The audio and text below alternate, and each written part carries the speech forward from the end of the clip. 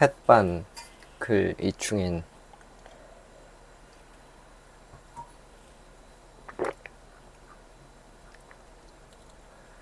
나는 건축학과 막학년 학생이다. 얼마 전 수업할 공간이 마땅치 않아서 교수님께 연구실에서 수업을 하자고 한 적이 있다.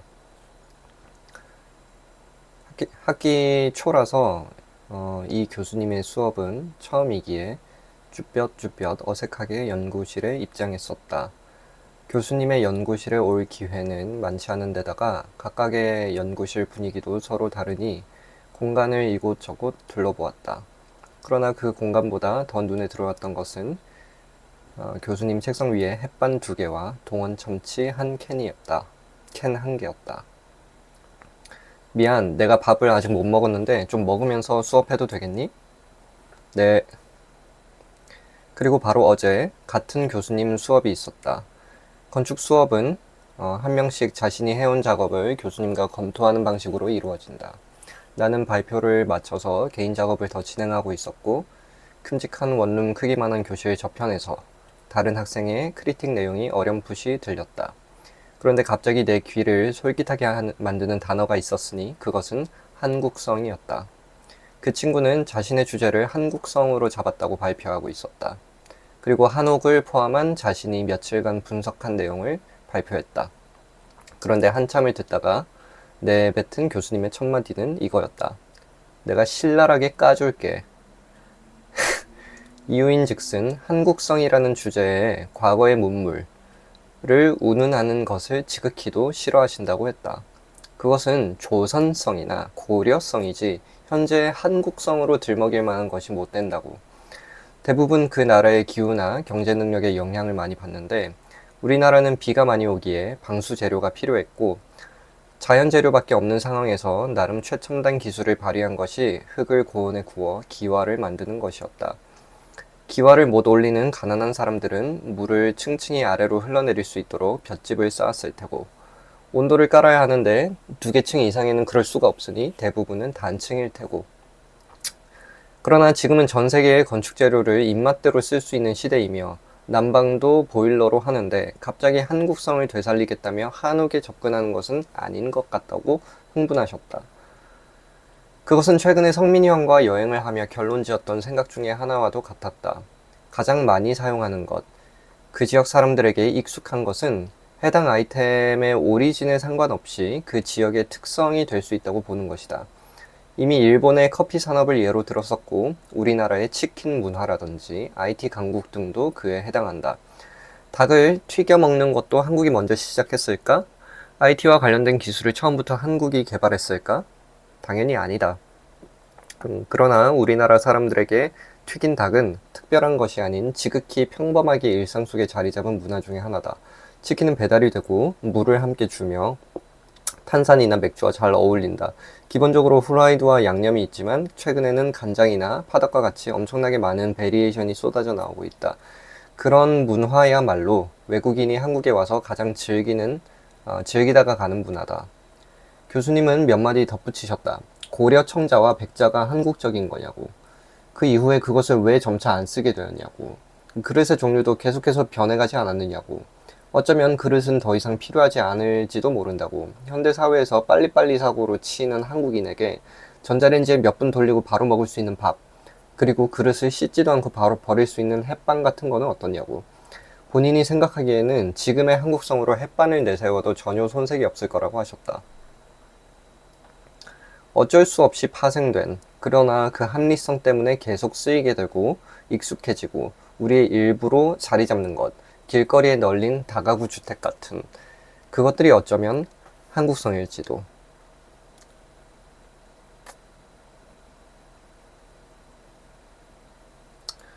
제가 그리고 이 글을 썼다는 사실도 기억을 하고는 있었지만 이제 세세하게 이거를 어떤 내용으로 구체적으로 이제 이루어졌었는지는 기억을 못하고 있었는데 다시금 고개를 끄덕이게 되는 것 같습니다. 제가 쓴 글에 스스로 자화자찬하는 게 아니라 교수님께서 그런 말씀을 하셨다는 부분이 무엇으로부터 비롯됐고 어떤 시기였는지 기억이 나네요. 네.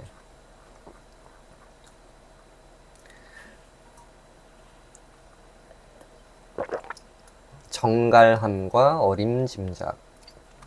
글 박성민. 건축 조경 수업 시간이었다. 이번 학기 수업 중 유일하게 머리가 즐거운 수업이다. 아마도 조경이란 이런 거야. 역사는 이렇고 사례는 이런 게 있어. 라고 단정지어서 말하지 않기 때문인 것 같다. 같이 궁금한 것들을 풀어나가는 느낌이랄까. 나도 이 글에서 담담하게 질문을 던져보려고 한다. 지난주 수업 내용은 서양 정원의 역사를 이제 마치고 동양 정원을 간략하게 다루었다. 수업 중에 이런 말씀을 하셨다. 서양 사람들은 중국 정원을 보면 그냥 그렇고 한국 정원은 있는지도 모르고 일본 정원을 보면 추앙할 정도로 좋아한다. 그러면서 보여주신 사진이 류안지였다. 이곳에 있으면 얄밉지만 마음이 편안해진다는 말씀도 덧붙이셨다.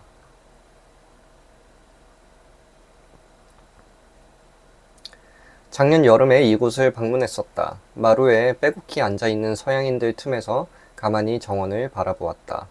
나 또한 그러했다. 마음이 편했고 예정된 시간보다 오래 앉아 감상하였다. 왜 좋을까? 계속 그 물음을 던졌던 것 같다. 재료도 좋고 오래된 느낌이 좋고 공간의 크기도 좋았다. 무엇보다 눈길을 끄는 것은 정원의 바닥을 정갈하게 깔아놓은 결이었다. 이때 성민이 형이랑 여기 같이 갔다고 기억을 하는데 결이 좋았다기보다는 그 자체로 사람의 채취가 느껴진다는 측면에서 어떤 힘이 느껴졌던 것 같다. 실제로 일본을 다니다 보면 정원 바닥에 결을 그리는 풍경을 종종 볼 수 있다. 그 꾸밈과 정성이 공간에 담겨 있다고 해야 될까? 일본스러움은 어떤 기발함에서 나온다기보다는 장인정신과 같은 사람의 태도에서 오는 경향이 더 큰 것 같다. 얼마 전 충인이와 한지 공장을 방문한 후 같은 맥락의 이야기를 나누었던 기억이 있다.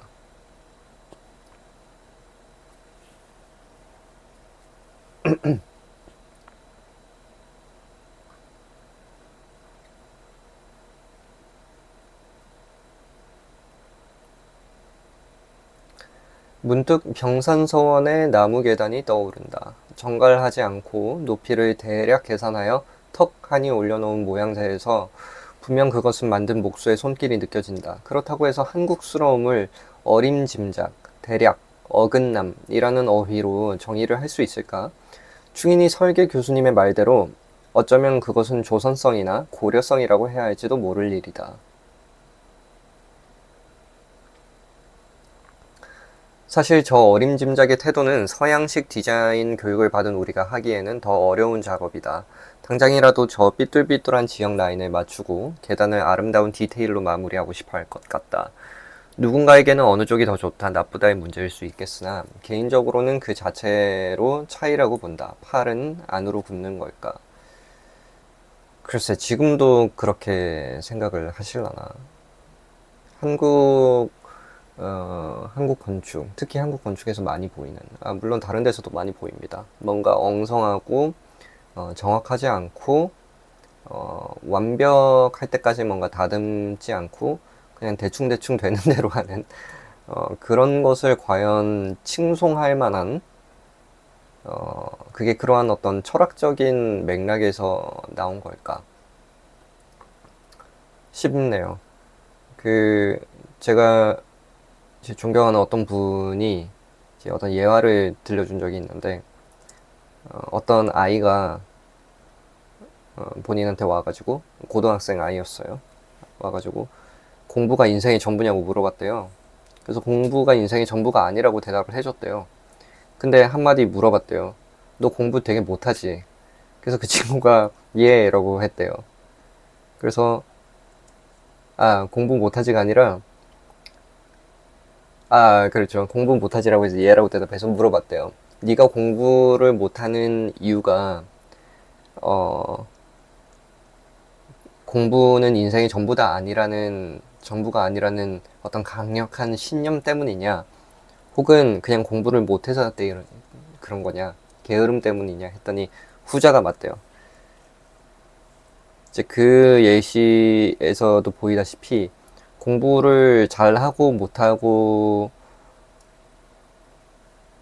공부를 못한다 하더라도 그게 어떤 신념으로부터 비롯된 거라면, 물론 별로 말은 안 되겠지만 대부분의 학생들에게는, 근데 일리는 있어요.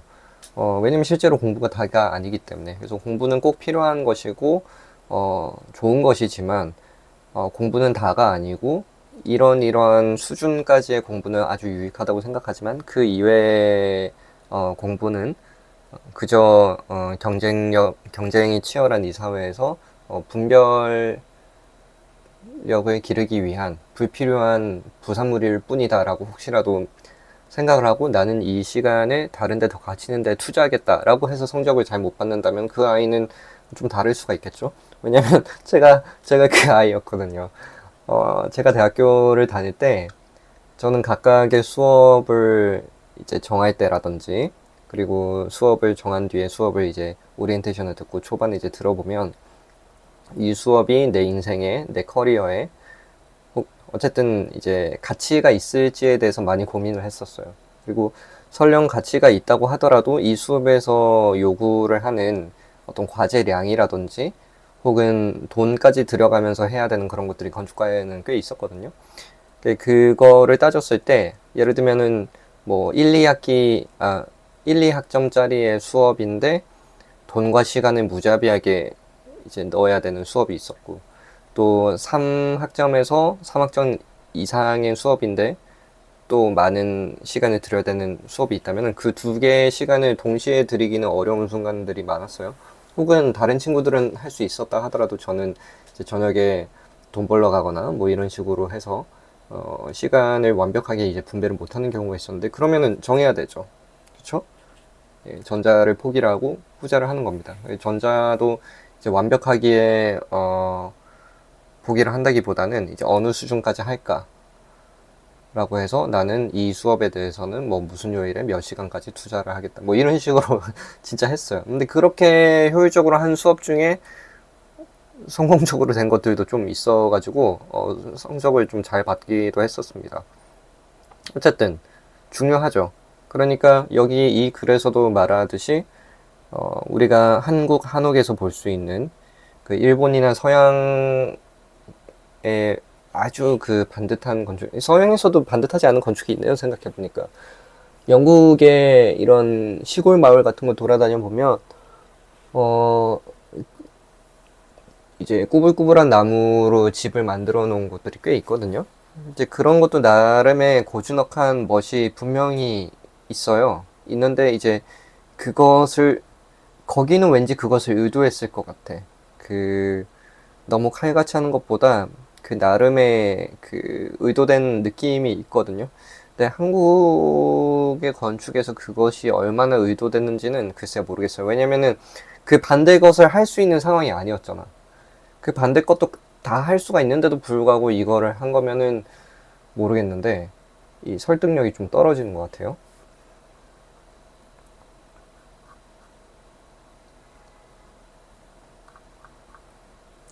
자, 여기서 한번 끊고